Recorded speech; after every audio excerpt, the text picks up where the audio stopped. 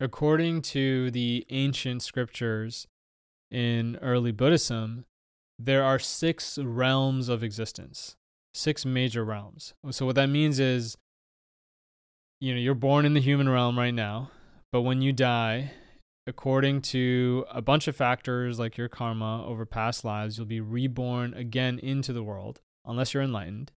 And when you're reborn, you'll be born in one of these 6 realms. So you could be born as a human again, it could be an animal, it could be something else. Now, I want to preface the rest of this by saying, by no means do I think people need to believe this sort of, order or cosmology. But I will also say that I have experienced firsthand that there are certain benefits to subscribing to or selecting this view of multiple births and this idea of karma. It just becomes like an added reason to behave yourself in a manner that is right. There's other benefits as well, but by no means is this a prerequisite for meditation practice or really any of the things that we describe on this channel. That being said, maybe it'll add an element of wonder and fun to your day. So 6 realms. So the bottom realm is a hell realm. This is different than how hell is described in other religions because this is temporary.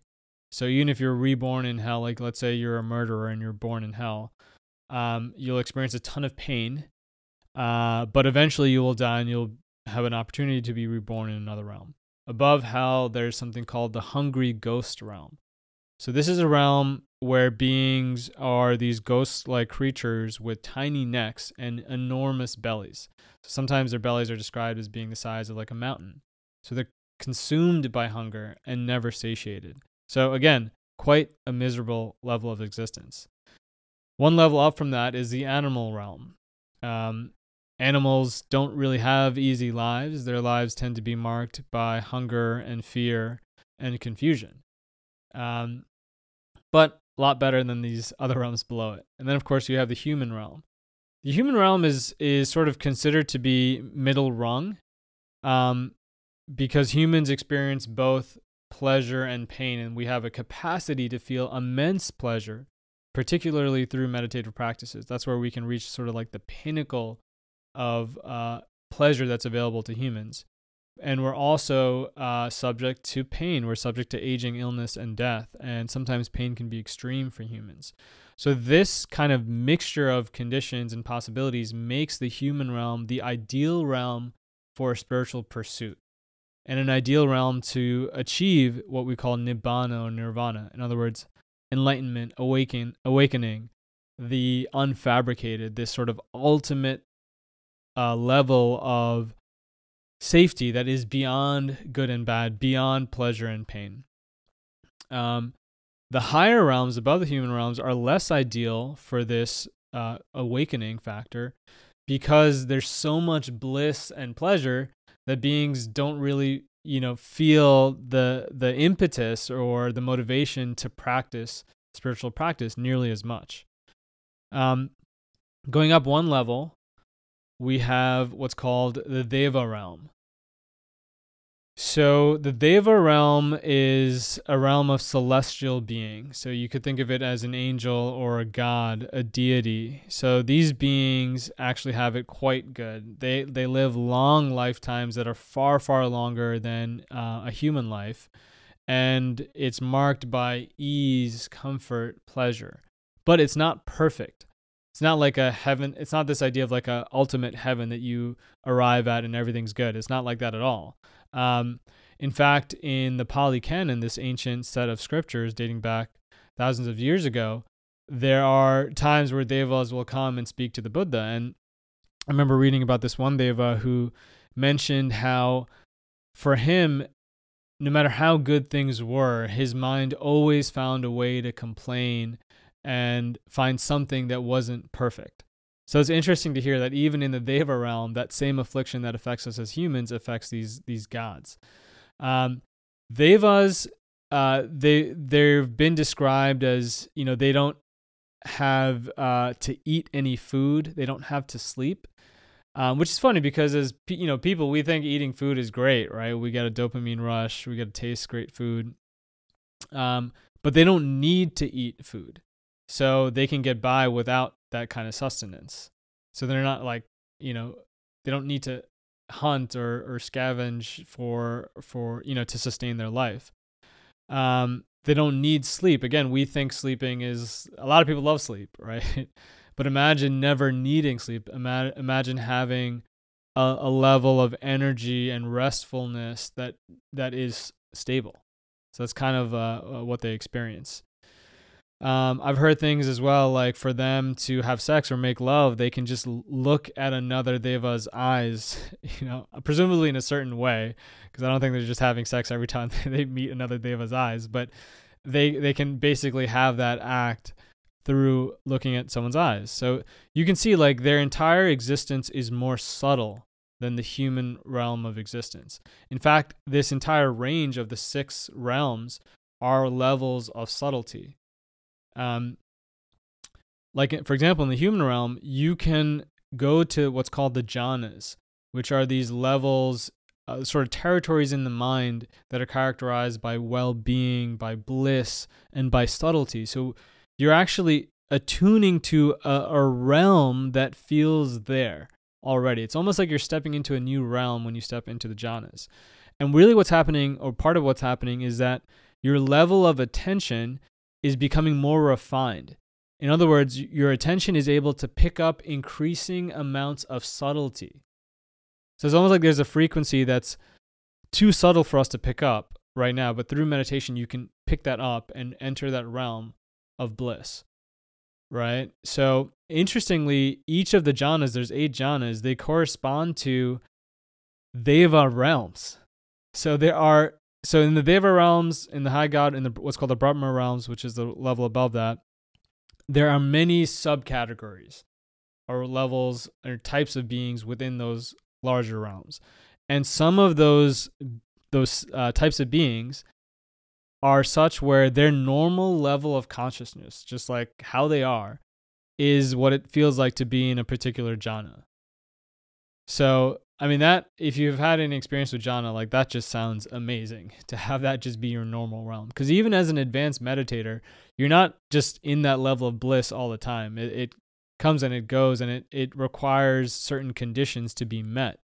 And sometimes even an awakened, not a fully awakened, but there's different levels of awakening. So sometimes a very advanced meditator who's achieved one of these levels of awakening, they can't even access jhana. But again, for these gods, some of them just, that's how they exist, which is quite desirable. There's a lot to say on this topic. I'll mention a couple things real quick here.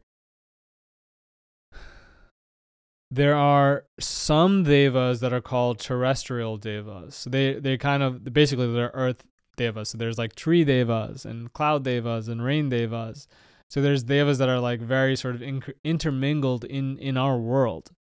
And then there are other devas who they like go around the galaxies and things like that. And I remember hearing one meditation teacher who's actually world famous, who doesn't talk about this stuff often, but I remember him once saying that devas had a lot of the devas had left this earthly realm because of the way humans have been acting, all the anger and the division that we kind of have in our culture.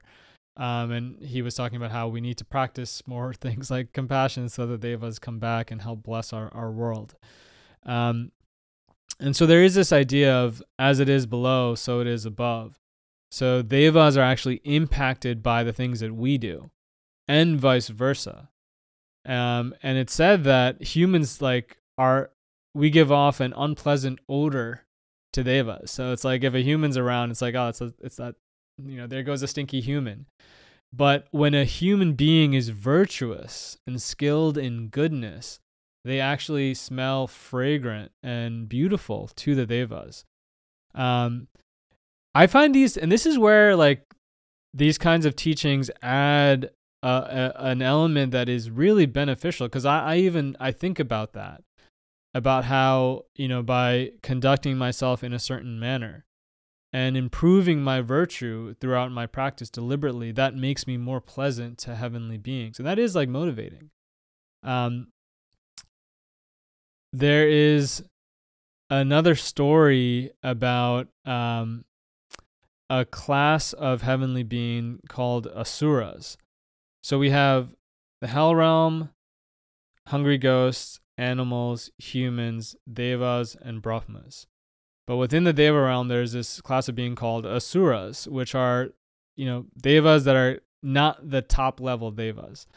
And essentially, there's a story where what's preventing the asuras from reaching that higher level of existence, of more subtlety, of more pleasure, more beauty, is that they're hooked on alcohol. It's called the divine drink. So maybe it's like an alcohol equivalent that must be super good, like better than your favorite craft beer type of good. But that is preventing them from kind of getting to that next level. And I find these kinds of stories are helpful for me. I stopped drinking a couple of years ago, and every now and then, you're hanging out with a friend and they've cracked open a nice IPA and it's smelling great. And sometimes you just need a little extra push to stay on your path if you've chosen a path like mine to not drink. And so these stories are helpful. But in any case, the last realm is called the Brahma realm. These are the high class of gods. So if you think about like Hindu gods, like the big ones, they might be considered as a part of this class. So they live for eons. So these like unfathomable, incalculably long lengths of time. And their level of subtlety and bliss is far above the devas. And they're depicted typically as being quite wise and powerful as well. They can sort of appear and go as they please. So the last thing I'll mention here is a saying from Dogen. So Dogen was a Zen master. And there was a time where he was looking at a river, and he said, for a human being, this appears as a river. For a naga, which is this snake-like being in the deva realm, so a higher realm, that river appears to be a set of crystal mansions. So for them, they see, as they look at the same river, they see these beautiful crystalline mansions. And for someone in the hell realm viewing that same river, they see filth and muck, and it's disgusting and gross.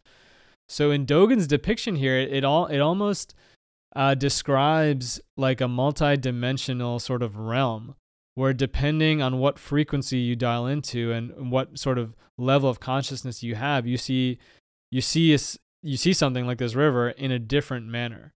So this is like some Marvel, Doctor Strange, multiverse type of stuff here, which I think is really cool.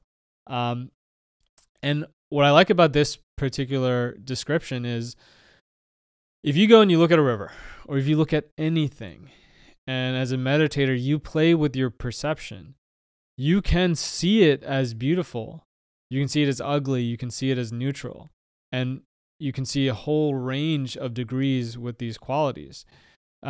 So you can actually kind of put Dogen's thing to the test. The next time you're walking around and you see someone who just looks ugly to you, see if you can keep looking at them and then think about, the hardships that they may have faced as a human being, or remember that they were once a baby, and remember that they have a human heart and they feel things just like you. And as you start to awaken love and compassion and a sense of friendliness and in your own heart, your level of aversion and judgmentalness will decrease, and they will appear more beautiful. So there's a lot of ways to play around with this. So I'll leave it at that. Just know this is a very brief description of Buddhist cosmology. And if you guys like content like this, I can certainly give you more.